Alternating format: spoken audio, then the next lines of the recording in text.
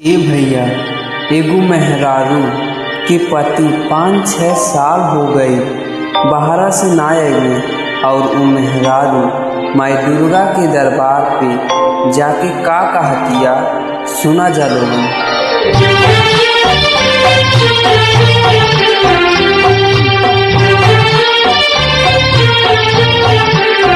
तुहरे दुआर पे अकेले मैया सखिया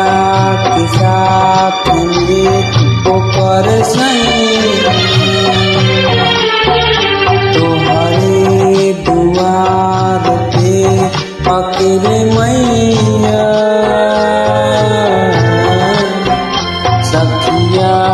के साथ में ओकर सैया।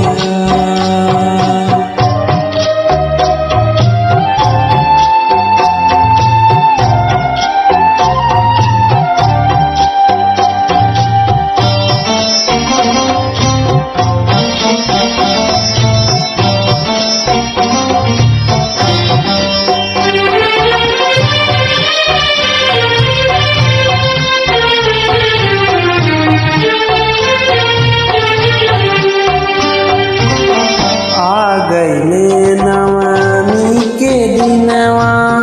अभी ले आइले ना मोर सजनवा आ गईले नवमी के दिनवा अभी ले आइले ना मोर सजनवा माई बाबूजी ननद काहे माई भैया दुनिया में नहीं रहे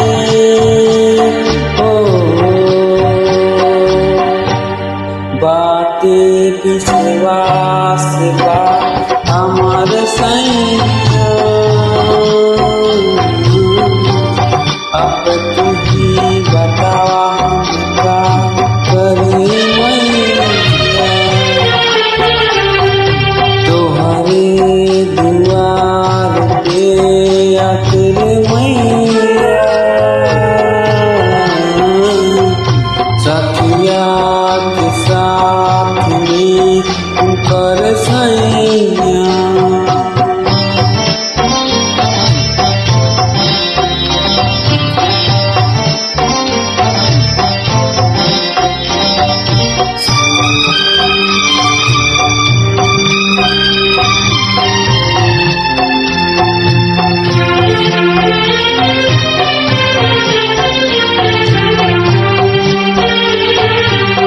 कृपा जब तुहार होई मैया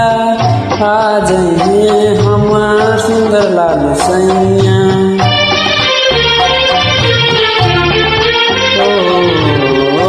कृपा जब तुहार होई मैया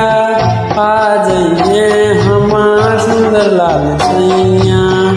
इतना सुनत मैया से रानी इतना सुनत मैया से रानी बड़ देहली में हम झोली खाली आ गइले दूर भइले हमारे सैया तोहरे दुआर पे अकेले मैं